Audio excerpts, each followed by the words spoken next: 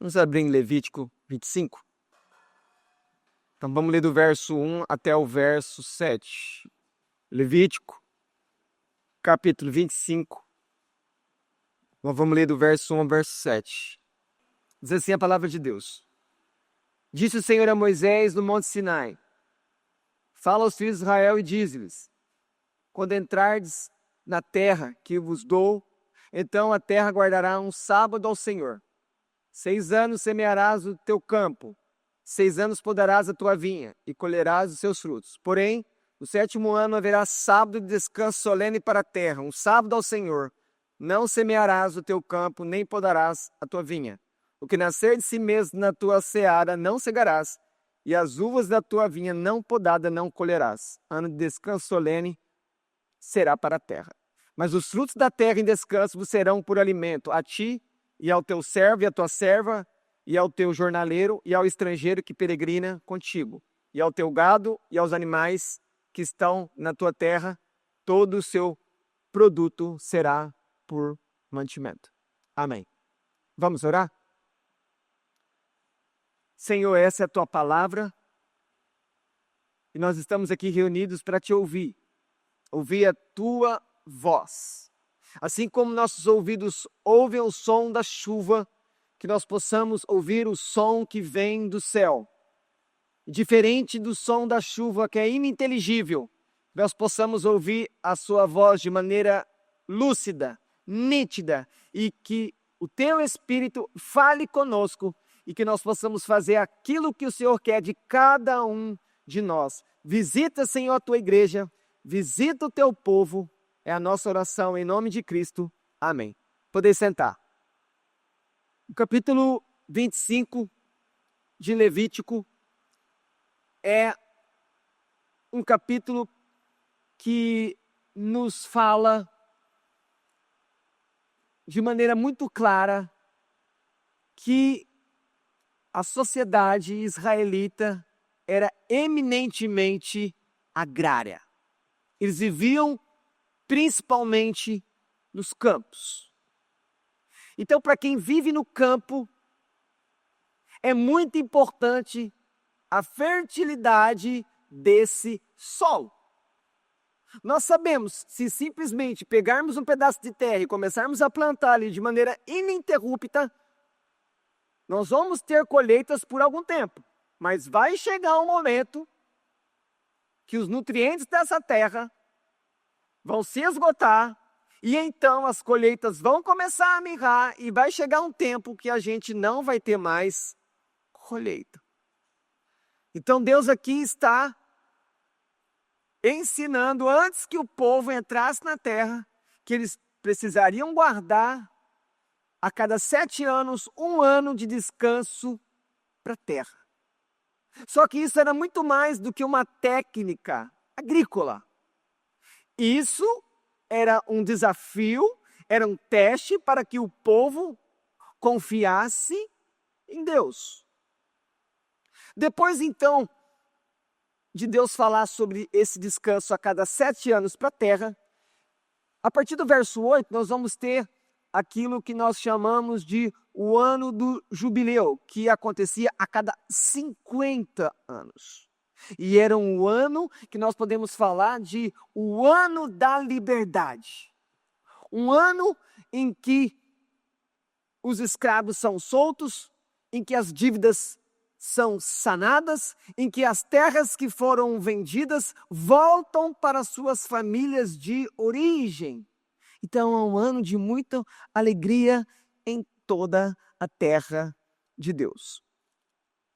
Depois de falar do jubileu, Deus fala de como que eles deveriam tratar os pobres na terra, e também ele regula e ele faz uma proteção especial àqueles que se tornam escravos, principalmente devido a dívidas que acometiam as famílias. Basicamente, isso é o nosso texto. Mas quando nós pensamos nisso tudo, em terra, em produção, os pobres, se temos pobres, também temos ricos, relações de trabalho, escravidão. Quando nós pensamos nessas coisas e olhamos para o nosso mundo hoje, nós entendemos que nós vivemos num mundo de grande exploração. Muitos de vocês sentem isso semana a semana nos seus trabalhos. Por causa da ganância, por causa da busca incessante por mais lucro e mais dividendos, muitos homens e mulheres e famílias são exploradas. E por causa desse sistema ganancioso, porque então não tem uma maneira, o Estado não consegue proteger das relações entre as pessoas, por mais que ele possa intervir na economia, então nós vamos assistir o surgimento incessante, em maior ou menor grau, de dívidas. E dívidas trazem crises. E dívidas aqui nesse tempo ia gerar escravidão. As pessoas se vendiam para pagar a dívida. As pessoas vendiam as suas terras, os campos. Lembre-se que Deus tinha dado para pagar uma dívida. Junto a tudo a isso, como os próprios versos dizem, existia a tirania dos ricos e a opressão dos credores sobre os devedores. Então percebam que Levítico, apesar de ser um texto muito pouco explorado na igreja de hoje, trata de um assunto aqui muito atual, dos nossos dias. Dias em nosso país que vivemos inadimplência alta, inflação alta, alimentos que os pobres geralmente consumem numa escalada de subida, como nunca antes vista. Para quem tem um pouquinho mais de idade, é como se nós estivéssemos devagarzinho voltando para os anos 80. Para aquele tempo de inflação absurda. Antes que fôssemos socorridos pela provisão de Deus do plano real na década de 90. E olhando para tudo isso, como que Deus vê tudo isso? Como que Deus age em relação às nossas dívidas?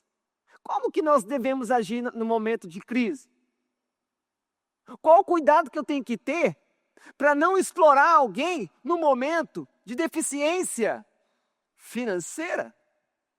Como eu tenho que tratar um parente meu quando ele está em crise financeira? Esse texto fala de tudo isso, mas eu quero que vocês vão comigo lá no verso 38, que o verso 38 ele ajuda a entender bem o capítulo todo. Diz assim, ó: eu sou o Senhor, vosso Deus. E aí ele diz, que vos tirei da terra do Egito. Percebam, ele está falando aqui do ponto de uma proteção, de uma regulação socioeconômica, uma questão agrária, questão de propriedade, questão de dívidas, questão de escravidão. Mas aí, o que ele lembra para o povo? Falou assim, ó, eu tirei vocês do Egito. O que isso mostra? Lembre-se, vocês já foram escravos. Olha que ponto. Vocês já foram escravos. Mas na minha terra, que eu vou dar para vocês, vocês não serão escravos. Mas aqueles das nações estrangeiras poderão ser escravos. Mas também tem regulamento, tem regras para proteger. E aí continua o verso, para vos dar a terra de Canaã. Então percebam aqui, como é que Deus vem e faz toda essa regulação? Não é o Estado que está regulando o uso da terra, é o dono, por direito de criação da terra, o próprio Senhor. Olha o que ele diz de novo, para vos dar a terra de Canaã. Por que Deus pode dar a terra de Canaã? Porque toda a terra é dele, ele faz com a terra aquilo que ele quer. Então quando ele fala aqui, para vos dar, o que nós temos que entender? Por mais que com o passar dos anos, as famílias vão começar a ter relacionamentos, e alguns vão endividar, e outros vão crescer, acumulando riqueza, eles têm que se lembrar que toda aquela terra, que lá em Josué, eles vão entrar. Ninguém pagou. Ninguém comprou. Se nós pudéssemos voltar à matrícula original da terra, a primeira matrícula da terra, estaria escrito o quê? Quem é o proprietário? O proprietário é o Senhor, direito perpétuo. Então, na verdade, o que nós temos aqui é um arrendamento. Deus está arrendando e separando, percebam, por famílias, que se juntam, formam as tribos. E aí ele termina o verso. Para ser o vosso Deus. O que quer dizer para ser o vosso Deus? Eu libertei vocês. Se eu libertei vocês, vocês não são mais escravos dos egípcios, mas vocês são meus servos e vocês têm que me obedecer. Em segundo lugar, como eu sou o Deus de vocês, eu sou a provisão de vocês. Eu dou a terra, eu dou a colheita, eu dou os frutos. E aí eu faço até uma lembrança ao capítulo 23. Como é que Deus pode falar que o povo teria que, no primeiro e no sétimo mês do ano, sempre celebrar as colheitas? Somente Deus pode fazer uma promessa dessa. De que todo ano vocês vão celebrar, vão parar de trabalhar, vão vir me adorar pelos frutos da terra. Por quê? Porque só o Senhor pode dizer que todo ano vai ter colheita. E mesmo se não tiver colheita, eu vou continuar alimentando vocês, cuidando de vocês. Porque lembre-se, esse povo estava onde nesse momento quando recebe essas instruções? Eles estavam no deserto. Que plantação que tem no deserto? Que água que tem no deserto?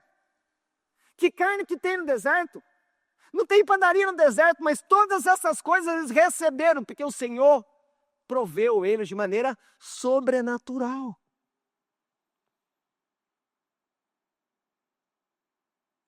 O que nós entendemos então, quando nós pensamos em exploração, ganância, dívidas, crises, escravidão, opressão, que a verdadeira liberdade só conhece quem está em Jesus Cristo. Somente em Deus nós somos verdadeiramente livres.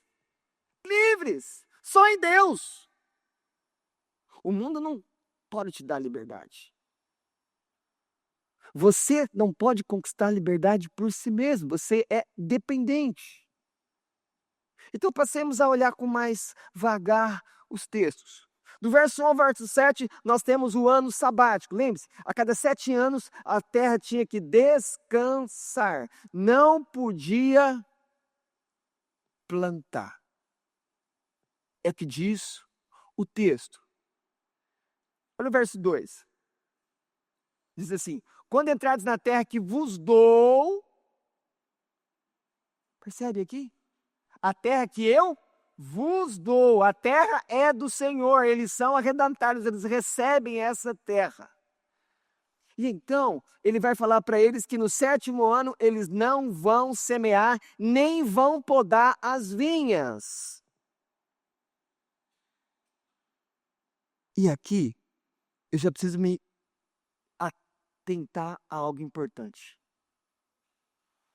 O cativeiro babilônico, que vai acontecer bem depois, séculos depois, que vai acontecer em Judá, o Reino do Sul. Um dos motivos do cativeiro babilônico, além da idolatria, porque eles foram infiéis a Deus e começaram a servir outros deuses, e isso trouxe o juízo de Deus sobre eles e toda a terra, mas um dos motivos deles serem expulsos da terra é porque eles não guardavam o ano sabático, o 7º ano de descanso para a terra. Eles ficaram sem guardar, ficaram sem guardar. De repente Deus falou, agora é hora de acertar contas. Eles ficam fora da terra 70 anos. Um ano para cada ano sabático que eles não guardaram. Deus sabe exatamente o que a gente está fazendo. Deus conhece os detalhes de cada um dos nossos pecados. das nossas desobediências. Ele deu uma justiça justa. O tempo que vocês não guardaram é o tempo que vocês vão ficar fora da terra, porque a terra é minha. Olha o que diz esse texto em 2 Crônicas 36. Os que escaparam, está falando da época do cativeiro. Os que escaparam da espada, a esses levou ele para a Babilônia, o lugar do exílio, do cativeiro, onde se tornaram seus servos e seus filhos, ou seja, escravos, foram escravizados na Babilônia, até o tempo do reino da Pérsia, para que se cumprisse a palavra do Senhor, por boca de Jeremias. Agora é a parte da terra. Até que a terra se agradasse dos seus sábados.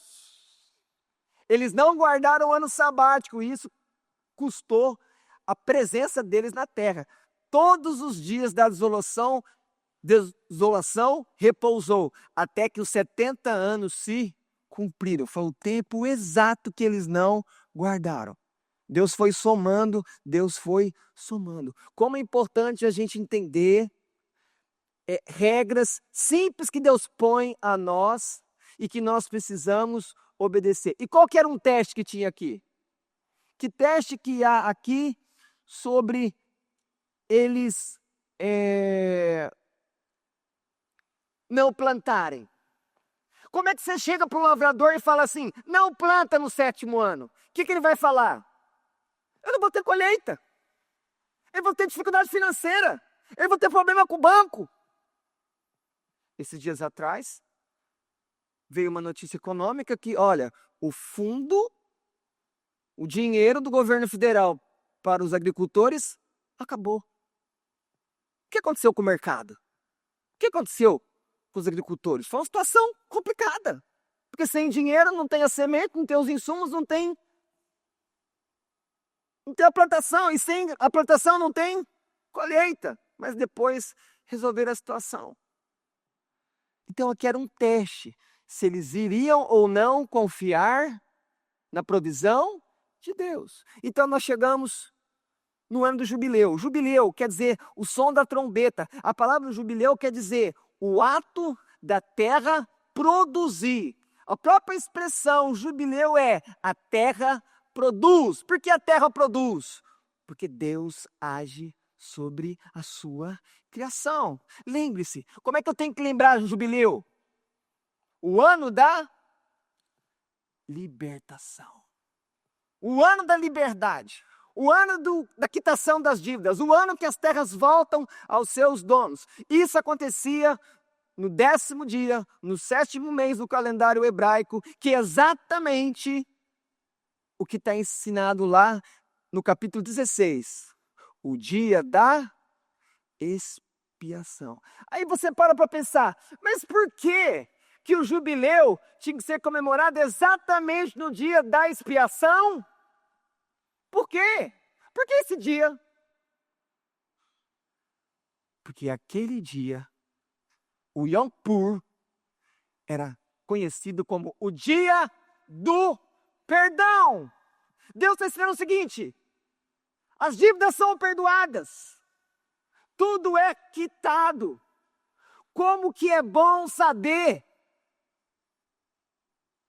que as coisas erradas que nós fazemos não vão ficar para sempre abertas, se nós temos Jesus.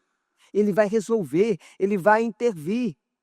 E nós sabemos que Ele já interveio, porque nós recebemos perdão dos nossos pecados. Algo que você não poderia fazer, nada. Então, é muito simbólico que o dia do jubileu, o dia da liberdade, seja exatamente no dia da festa do perdão, quando o povo vinha para se contrir, para jejuar e para confessar a Deus os seus pecados.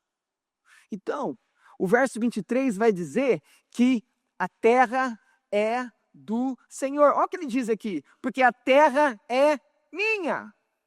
E aí ele vai usar um termo que nós vimos no capítulo 23. Ele vai chamar eles de peregrinos. Vocês estão aqui passando por esse mundo, vocês não são daqui. Então Deus chama eles de peregrinos.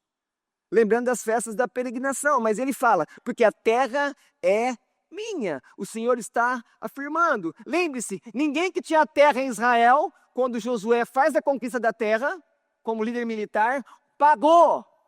Eles lutaram, mas ninguém pagou. E foi o Senhor que deu a terra. E qual que era a condição deles continuarem na terra? Se nós podemos dizer, eles tinham que pagar aluguel. Qual era a condição? Obedeçam os mandamentos. Segunda condição, sejam fiel ao Senhor, não caiam em idolatria. Eram as condições para eles continuarem seguros vivendo na terra. Mas o que ia fazer o povo? O que ia fazer o povo obedecer a Deus? E aí eu trago para mim e para você. O que está na base do nosso pecado? Além de um coração mau, o que está na base? Além de um coração desesperadamente corrupto. Um fraco temor. Se você lembrar do capítulo 20 de Êxodo, quando Deus vem pessoalmente e anuncia os 10 mandamentos, ele vem com clangor de trombetas, vem com relâmpagos, trovões, e eles ouvem a voz de Deus e o povo fica com medo. E eles vão para Moisés e falam assim, Moisés, nós não queremos mais falar com Deus, não. Não queremos mais ouvir Deus, Moisés. Qual a resposta de Moisés para o povo quando eles estão com medo? Não tenha medo. Deus veio para colocar temor nos vossos corações, para vocês não pecarem contra Ele. O que explica muitas vezes o seu pecado, o meu pecado, é falta de temor. Porque quando nós estamos temendo a Deus, nós obedecemos. Agora, quando o temor vai ficando lânguido, fraco, superficial, nós começamos a viver de qualquer maneira, até que o Senhor nos acerte e nos faça voltar para o temor do Senhor. Você vai encontrar isso nos versos 17, nos versos 23 e no verso 36. Olha o verso 17. Não oprimais ao vosso próximo. Olha aí, relação financeira. Não oprimam o próximo nas relações de negócio. Não façam isso. Cada um, porém, tema o Senhor. Toda vez que uma pessoa que tem condição financeira melhor oprime um pobre, ele demonstra que ele não teme a Deus. Esse é o ponto. E quando você vai chegar na questão dos escravos, ele fala, não sejam tiranos, temam o meu nome, porque eu sou Senhor sobre vocês.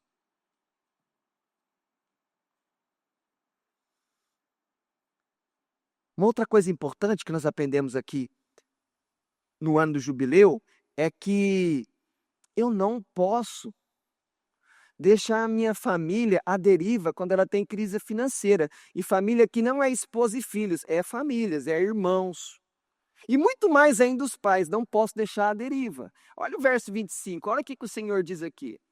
Se o teu irmão empobrecer e vender alguma parte das suas possessões, então virá o seu resgatador, seu parente resgatará o que seu irmão vendeu. Olha aí, o irmão vem no socorro. Por quê? Porque Deus não queria que a terra saísse da família.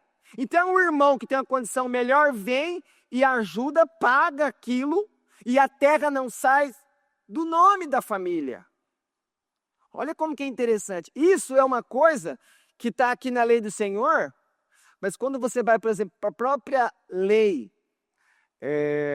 civil brasileira, isso também é verdade. Quando a pessoa vai ter um bem dela imóvel leiloado, ela é intimada e tem um prazo de 30 dias para que alguém da família venha e pague o valor daquela dívida para que aquele bem não vá a leilão. Onde que eles tiraram isso? Está aqui na Escritura.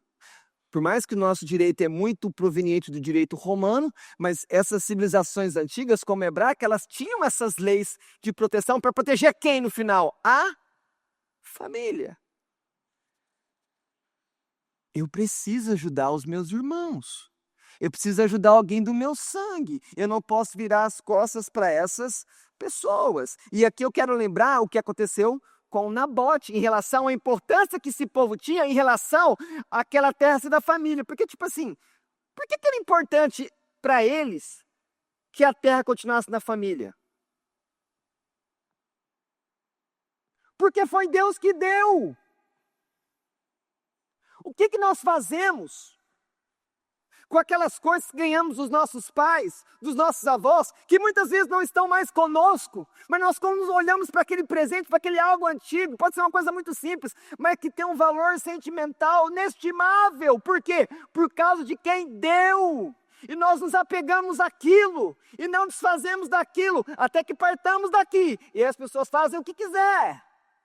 Mas eles tinham esse apego também com a terra, porque foi Deus que deu para eles. Isso aqui é um presente de Deus. Deus deu esse pedaço de terra para minha família. Olha como que é importante. Nós precisamos aprender a valorizar o pedaço de terra que Deus deu para cada um de nós, que nós chamamos de casa. Ah, eu moro de aluguel.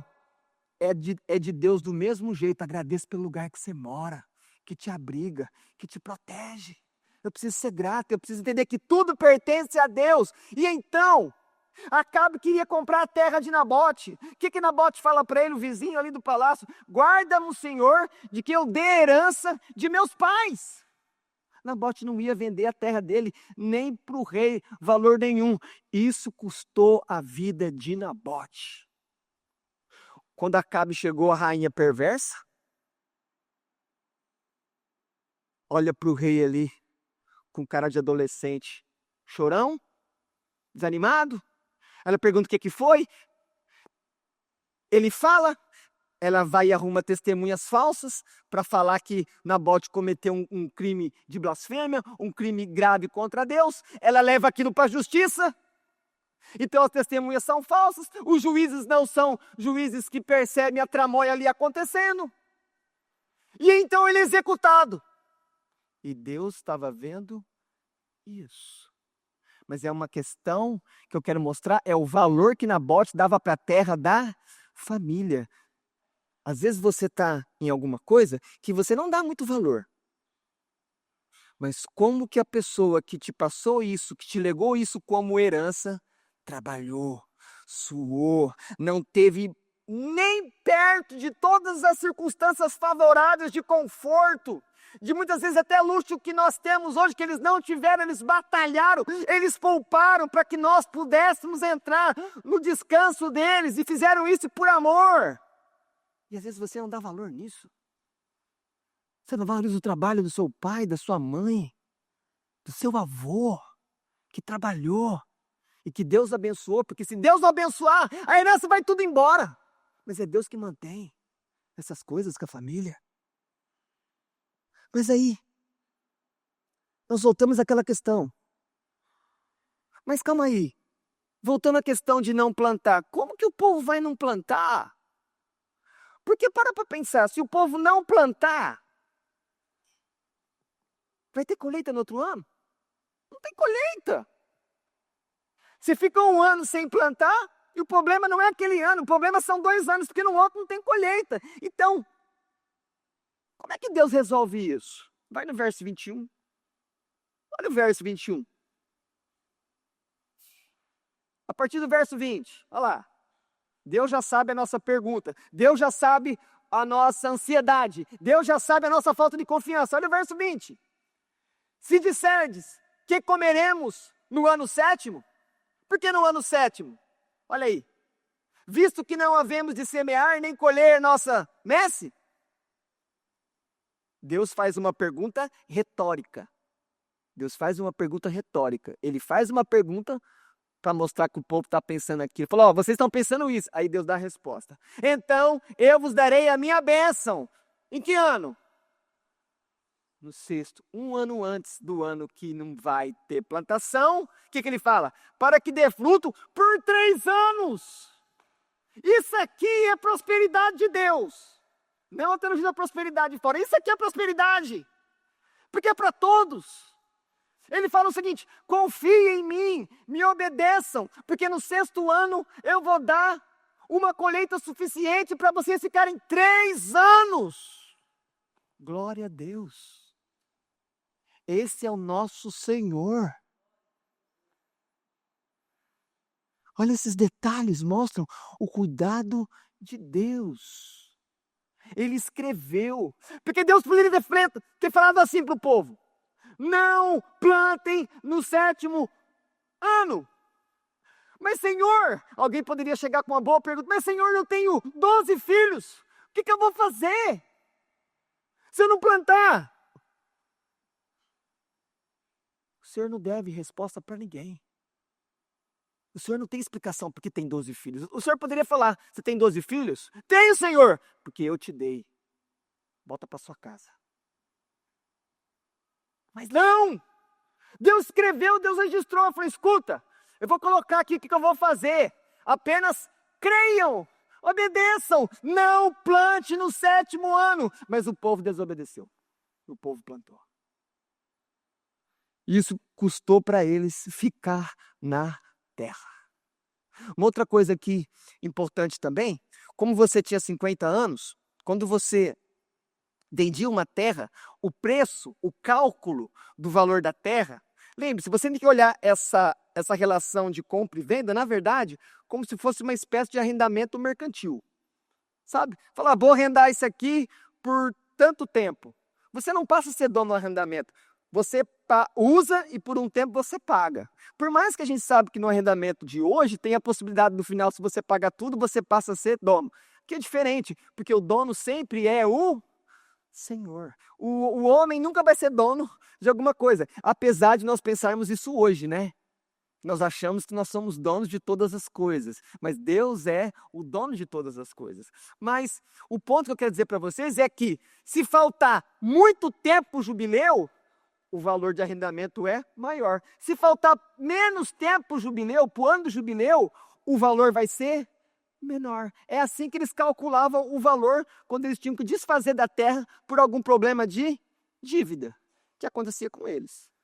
Nós chegamos então no tratamento de Deus com os pobres, que é do verso 35 ao 38. O que nós temos que lembrar do pobre? Primeira coisa, Deus fez o pobre.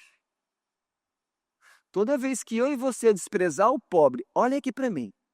Toda vez que você desprezar uma pessoa porque é pobre, você despreza o próprio Deus. Nunca esqueça disso. Toda vez que você desprezar um mendigo, você despreza Deus.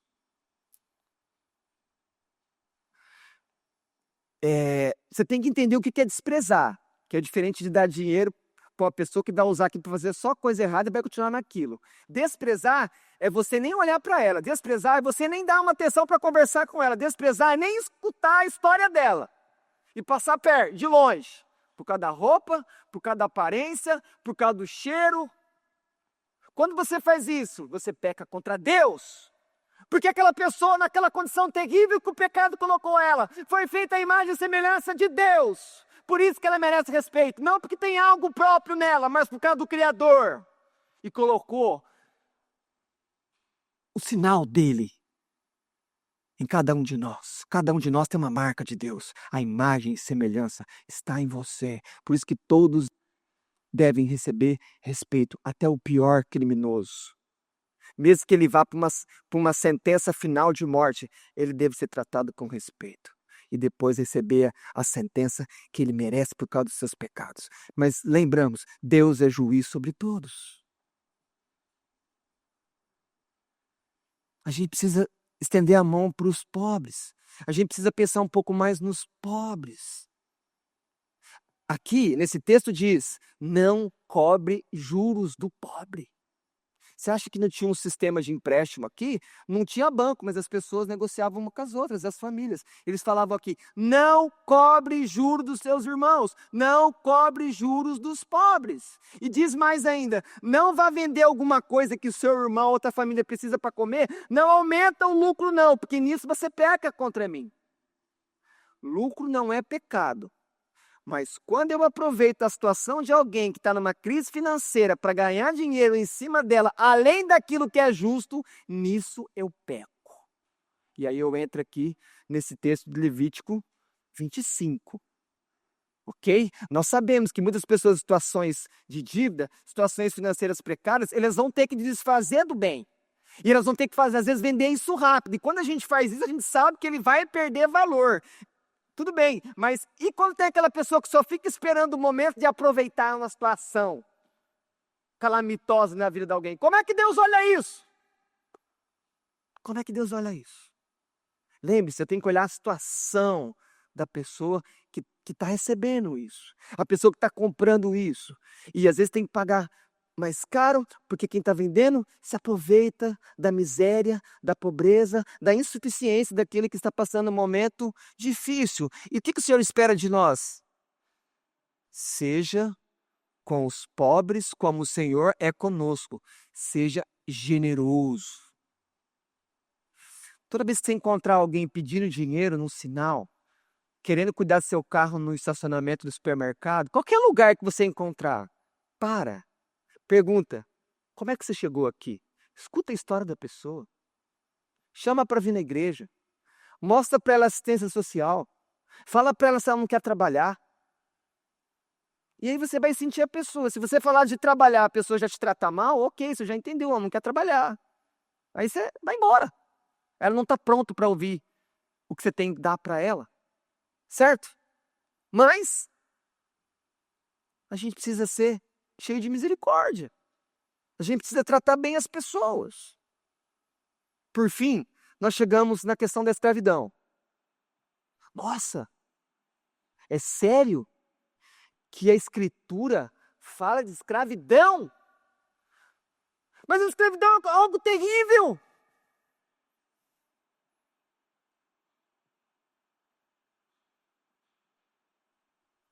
Nós vivemos um tempo que as pessoas estão querendo reescrever a história. A escravidão, ela é algo que ela não nasce em Deus. A escravidão nasce no coração do homem. É o homem que escraviza o homem. Quando Deus fala de escravidão na sua palavra, ele está simplesmente regulando isso que acontece e protegendo aqueles que são escravizados. Geralmente por questões, nesse tempo aqui, de dificuldade financeira. Mas como eu já disse para vocês, qual a pior escravidão? Qual a maior miséria do homem?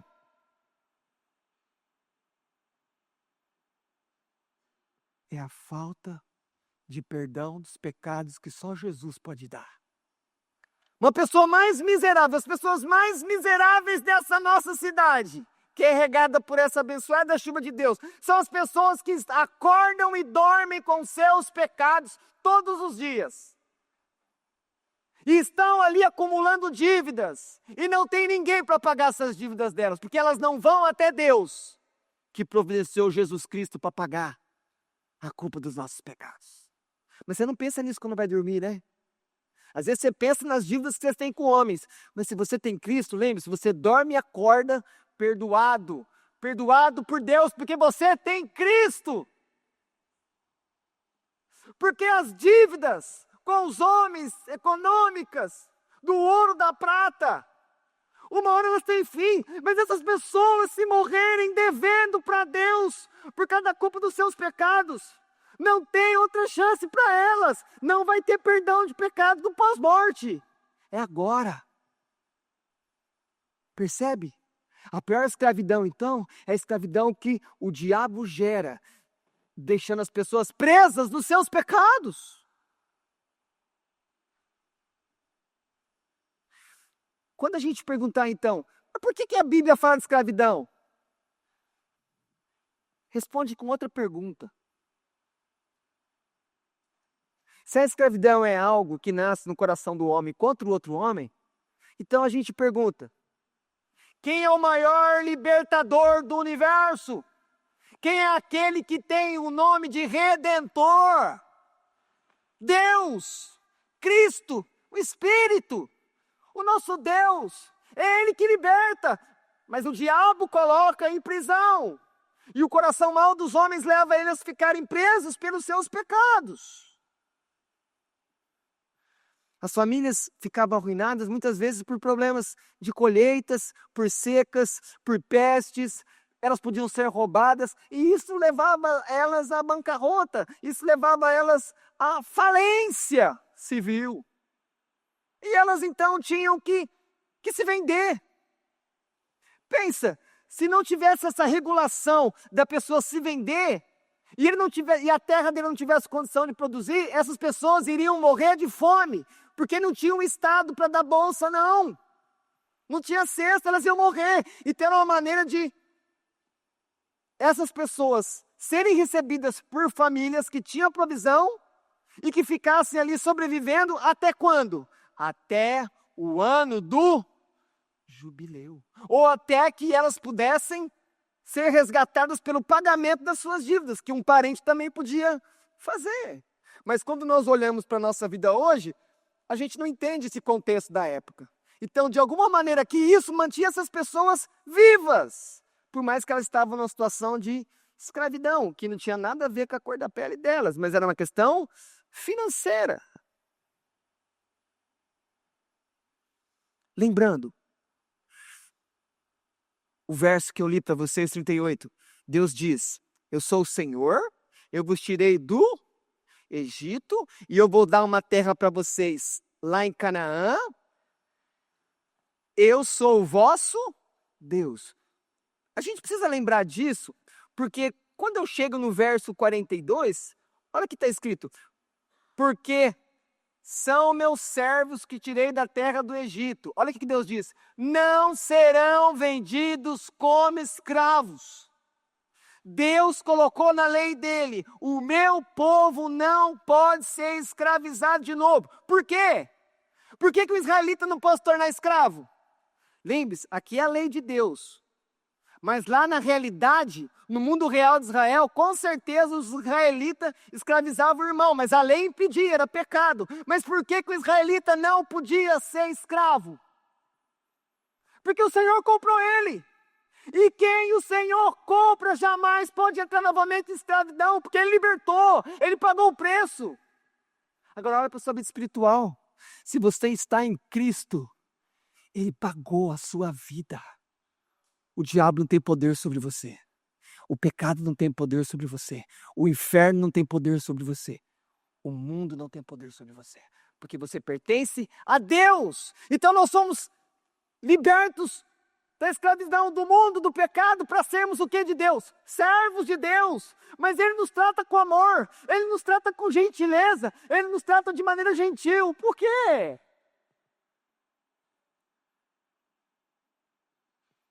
Porque Ele nos chama de filhos e filhas. E Ele fala que nós devemos chamar Ele de Pai.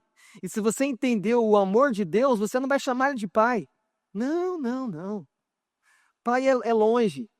Você vai falar como aquelas crianças bem pequenas, que falam aquelas palavras que os pais e as mães adoram ouvir. Papai, mamãe. Porque é mais íntimo. Como diz o texto de Paulo, Abba, Pai. E por que nós chamamos Deus de Pai? Porque Ele nos deu o seu Espírito. Você agora ama e confia e acredita em Deus, que Ele cuida de você, que Ele perdoa você. Nós não podemos então ser escravizados de novo.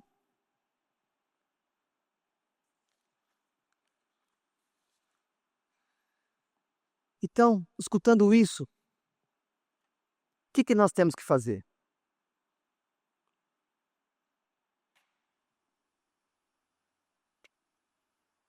Quando você lê esse capítulo com calma, de um Deus que tira da escravidão do Egito, que dá a terra, que dá a colheita da terra, e que fala, eu sou o vosso Deus, é um Deus que dá. Mas bem-aventurado é dar que receber. Um cristão, ele vai se sentir muito mais feliz quando ele dá do que quando ele recebe. Mas a linguagem do mundo é eu quero, é meu, me dá, me dá. E assim os nossos filhos pequenos são. Né? Mas quando nós crescemos e conhecemos o Senhor, nós começamos a imitar o Senhor. E como que eu imito o Senhor? Eu me torno uma pessoa generosa. Eu abro as minhas mãos. Eu ponho a mão no bolso e eu ajudo as pessoas. E eu pago conta das pessoas. As pessoas às vezes podem me pedir emprestado, você analisa e fala, não, o empréstimo aqui vai dar problema, mas isso aqui eu posso te dar. Porque às vezes você empresta dinheiro, você empresta para um amigo, depois você perde um amigo. Mas quando você dá algo que você pode dar, aqui, você abençoa. Às vezes não é o que a pessoa quer, mas é o que você consegue. Porque você nunca pode fazer uma atitude dessa emocionado. Porque depois você vai se sentir enganado por você mesmo. A sua emoção pode te enganar. Pensa, olha, Deus, seja generoso. Lembre-se, Deus deu essas terras para quem? Para as famílias. Não deu para o Estado. Não era o Estado que era dono. Deu para as famílias. Deus deu a terra. E quando nós olhamos tudo isso, nós vemos a generosidade, porque Deus fez uma regulação socioeconômica. Mesmo que a pessoa vendia sua terra por um tempo, depois de um tempo, quando? Qual que era o tempo? Qual que era a data de validade daquele arrendamento? O ano do jubileu. Mas, igreja, se eles não estavam obedecendo o ano sabático a cada 7 anos, vocês acham que eles estavam obedecendo o jubileu? E isso também causou a ida deles para o cativeiro. Eles foram escravizados perderam a terra por causa disso. Agora escute, nem o capitalismo ganancioso, nem o comunismo, socialismo sanguinário são as respostas finais para as injustiças sofridas pelos homens, causadas pelo próprio homem. Mas é a generosidade. É a misericórdia, e que o mundo só pode conhecer por meio da nova humanidade que Deus está construindo. Ele chama essa nova humanidade do povo dele, que é a igreja, que começou também como igreja, apesar de ter o Antigo Testamento de Israel, como o reino de Deus está próximo, o reino de Deus está aí, não totalmente, mas já está implantado entre nós. Então, cuidado você. Se você é aquele que vive nesse mundo, como se ele fosse seu destino final, acumulando, como diz Isaías 5:8, casa após casa, campo após campo, você já foi enganado pelo seu coração. E você está esquecendo aquilo que Levítico 23 nos ensinou, e que aqui o próprio capítulo de hoje nos fala. Nós somos peregrinos. Nós estamos tendo essa carreira que Deus nos deu aqui, mas nós não somos daqui, e aqui não é o nosso destino final. Cuidado para você não ser como isso que o profeta denunciou em Israel, no século VII, acumulando. É aí quando você pensa, mas por que isso é uma injustiça social? Por que o profeta fala acumulando casa, acumulando campo? Porque para ele acumular, ele tem que pegar de um pobre. E quanto mais ele fica rico, alguém mais está ficando mais pobre. E aí as pessoas podem chegar ao estado de escravidão. Esse é o ponto.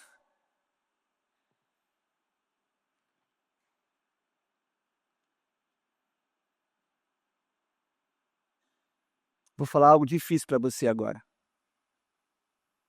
que às vezes vai fazer você falar mal de mim depois.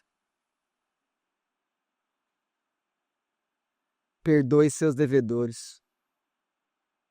E eu não estou falando de perdoar os pecados contra você. Eu estou falando de perdoar a dívida. Perdoe. Eu estou encorajando, mas eu não posso perdoar uma dívida que é com você. Eu só estou mostrando que esse capítulo 25 é Deus ensinando o ano da liberdade, o ano do perdão, o ano de começar de novo. Pensa você, se você já viveu um momento de crise financeira, o que mais você queria naquele momento? Começar de novo, eu queria zerar tudo isso. Então faça isso se você hoje não está em crise. Perdoe. Não estou mandando perdoar todo mundo, não. Mas perdoe. Perdoe. Ah, mas a pessoa não merece. Você também não merece. E Deus perdoou? Não é por merecimento. Mas não seja emocionado, para depois eu vir reclamar comigo. Pensa, analisa, perdoe. Perdoe seus devedores. Não faça isso por emoção. Faça por convicção. Pode ter uma pessoa que você ajudou e não tem como ela te pagar. Às vezes ela quer te pagar, mas ela não consegue. E se você tirar um pouquinho da carga dela, falar assim, vem cá, aquilo lá tá certo. Por que fazer isso? Porque Deus é assim. Nós não somos assim, isso é contrário à sua natureza. Por isso que eu falei, muitos de vocês não vão gostar de eu falar isso. Porque isso é contra a sua natureza. Porque isso é ser gracioso. Isso é ser cheio de misericórdia, compaixão. Não se aproveite da crise financeira das famílias para ganhar mais dinheiro em cima delas. Nunca, nos últimos anos, nas últimas décadas, os ricos ganharam tanto dinheiro, igual na pandemia. Na hora de uma tragédia de saúde sanitária atinge o mundo, os ricos ficam mais ricos e os pobres ficaram mais pobres. Por quê? Porque quando os ricos olharam aquela situação, o coração deles já planejou oportunidade de negócio. Eu vou ganhar na desgraça daqueles que não têm como se manter, porque eles vão ficar sem emprego, as empresas vão fechar e eu vou ganhar dinheiro. Ah, mal sabem essas pessoas que se elas têm isso na mão, é um dom que Deus deu e um dia Ele vai pedir conta de todos os dons. Tem pessoas que têm dom de ganhar dinheiro e uma hora ela vai ter que prestar conta para Deus. O que você fez com o dom que eu te dei? Mas a maioria de nós não olha que ganhar dinheiro é um dom, mas é que Deus dá. Você pode ver que não tem muitos, mas tem alguns que Deus dá esse dom, essa pessoa vai ganhando, vai ganhando. Segundo ponto, ajude sua família em dificuldades financeiras. Não abandone os seus. Se você abandonar alguém do seu sangue numa situação financeira terrível que você pode ajudar, Paulo escrevendo para Timóteo diz, você negou a fé. E eu vou ler o verso. Ora, se alguém não tem cuidado dos seus, que seus? Família. Especialmente, e aí ele fala também da própria casa, família, tem negado a fé e é pior que o descrente. Paulo está dizendo para Timóteo, um pastor de igreja, que aquele que não ajuda a família numa situação material é pior que o incrédulo. Por quê? Porque muito incrédulo que teme a Deus, mas não tem Cristo, ele ajuda a família na hora da dificuldade. Palavra do Senhor, está escrito aqui. Palavra inspirada. Lembre-se, assim como Ruth foi liberta, foi remida por Boaz, você pode ser um resgatador. Você lembra? Boaz era um parente um pouco distante. Teve outro parente que teve que abrir mão. Teve toda uma cerimônia ali na porta da cidade. Mas lembre-se, Boaz foi um resgatador. E nós sabemos que Boaz simboliza Cristo. Você pode ser um Boaz. Você pode ajudar alguém da sua família que precisa. Sabe? Você não precisa resolver toda a vida, mas você pode ajudar alguma coisa pequena, que para você é pequena, mas para quem está na situação complicada, já é muito. Lembre-se do primeiro ponto, seja generoso. Olhe para as pessoas. Você precisa ser um agente do bem em nome de Deus, para levar alívio à sua família de sangue. E escute, veja bem, não se engane, não se engane, não se engane. Se você começar a pensar, não, pastor, eu vou melhorar a minha situação, eu vou ficar sobrando aqui, aí eu vou ajudar. Não, se você fizer isso, você não vai ajudar. Isso não vem da parte de Deus. Se queremos ajudar, dá do pouco que você tem. e dá para o outro. Você não precisa ter um monte de dinheiro para ajudar, você só precisa ter um coração generoso, que se importa com as pessoas, vai lá e ajude.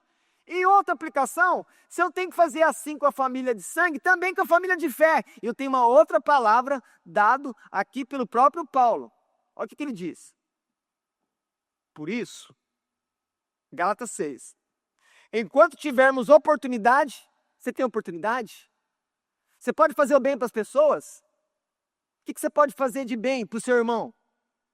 Façamos o bem a todos. Ó, manda fazer bem a todos. Aí o todos aqui, por exemplo, os pobres, o mendigo. Sabe aquele vizinho que perturba você? Faz o bem para ele. Paga o mal que você recebe com bem. Deixa o vizinho confuso. Seja bom para ele. Faz ele não entender você. Porque assim é o evangelho, né? As pessoas não entendem o evangelho porque ele é graça. E elas querem legalismo, elas querem merecimento. E aí o verso termina. Mas principalmente, né? Faça o bem, principalmente aos da família da fé. Aos irmãos que vão morar com você na Jerusalém Celestial.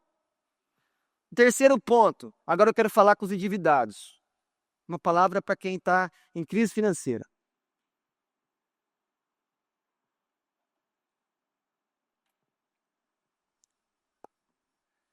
O que é o jubileu? Liberdade. Se você está em crise financeira, aguarde em Deus. Aguarde em Deus. Orando, trabalhando e pagando por libertação. Esse é o plano. Aguarde em Deus. Ele é dono de tudo. Mas aguardar em Deus pela fé é pedir para Ele te ajudar, trabalhar e pagar. Esperar pela libertação. Porque lembre-se, o jubileu era o ano da libertação, eles eram livres das dívidas. Deus liberta das dívidas. Por quê? Libertar você da dívida, pequenininho para Deus, porque Deus libertou você do pecado, e isso custou a vida de Jesus. Ele não vai libertar de uma dívida? Se ele libertou de uma dívida muito maior, que era contra ele era ofendido. Uma palavra para você, não desespere. Não faça nenhuma loucura. Não precisa disso, vá a Deus, peça ajuda a alguém que pode te melhorar a sua gestão financeira. Lembre-se, Deus é dono de todas as coisas, Ele tem provisão. Não fique remoendo a culpa que levou você a essa crise financeira. Não, procure ajuda. Perdoe a si mesmo. E comece a trabalhar em prol de sair dessa situação. Mas não fica preso nisso. Não fica como um avestruz com a cabeça enfiada no buraco. Porque isso não vai ajudar. Porque no buraco não tem luz. Só tem trevas. Mas não faça loucura. Sua família é preciosa. Deus é poderoso. Mas tem situação que a ação de Deus vai ser: eu vou arrumar alguém para mentorear você nessa área. E isso vai te ajudar. Você precisa gastar menos. Você precisa não tomar decisão emocional. Você precisa parar de fazer loucura. Você precisa desfazer de alguma coisa. Mas calma. Lembre-se, aguarde em Deus pela libertação. A palavra dele diz que Ele liberta. Mas ore, trabalhe e pague. Pague conforme você vai conseguindo. Deus deu um lugar para você que você chama de casa. Assim como Deus os campos, aqui deu essa terra para o povo. E Deus deu algo, Deus deu a vida. Lembre-se, eles eram escravos, Deus libertou, Deus deu a vida para eles. Deus declarou: a terra é minha, a terra é minha. E Ele disse: eu dou para vocês. Por isso que vocês têm casa, por isso que vocês têm um lugar para morar, por isso que têm carros. Ele nos lembra: vos tirei do Egito. E agora Ele diz: vocês são meus servos. Eu libertei vocês da escravidão de Faraó. Agora vocês são meus servos. Como que isso encheu o nosso coração de um orgulho espiritual do bem? Deus fala: vocês são meus. Ou Ele fala ao contrário: eu sou o vosso Deus. Tenha paz, Se sinta amado, se sinta protegido. Deus está olhando por você, Deus é por você, Deus perdoa seus pecados, Deus não está insensível ao seu sofrimento, à sua dor. Ele diz para nós: eu sou o teu Deus. Ele fala isso porque é intimidade, porque Ele comprou você. Deus tem compromisso com a igreja. Deus te libertou do mundo, te fez peregrino dele, te comprou com o sangue de Cristo. Deus fez tudo isso para mostrar que Ele é o teu Deus. A gente precisa orar isso, irmãos. Senhor, Tu és o meu Deus. Senhor, Tu és o meu Deus. Tu és o Deus da minha família.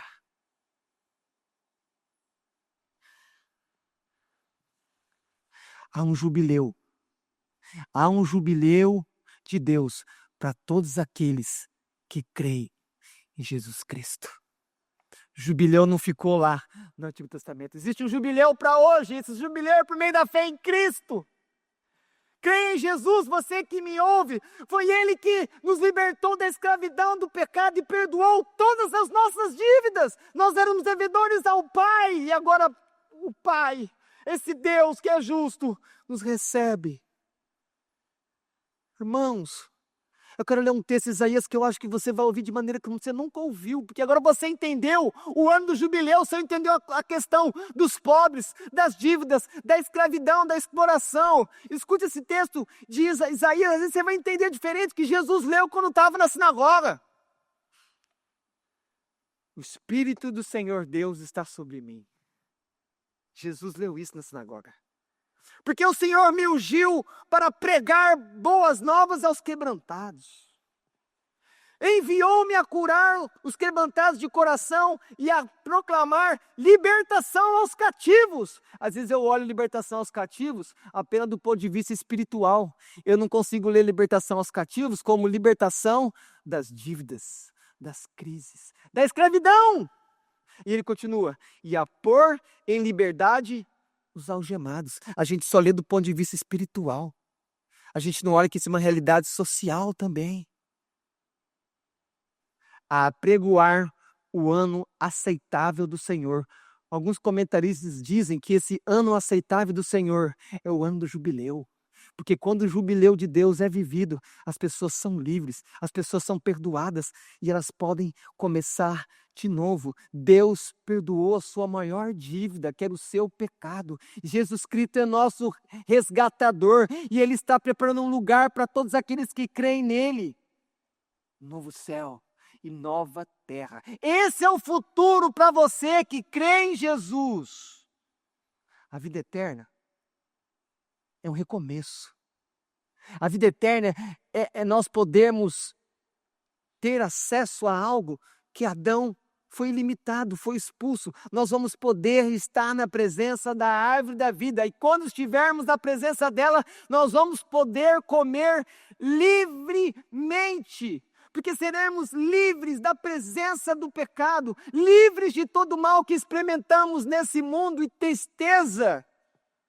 Porque se é verdade que aonde está o Espírito há liberdade, muito maior liberdade nós vamos sentir quando estivermos no novo céu e na nova terra. E nós vamos poder ser livres para adorar o Senhor para sempre. Porque somente no Senhor, somente em Jesus Cristo, nós conhecemos a verdadeira liberdade e somos verdadeiramente livres.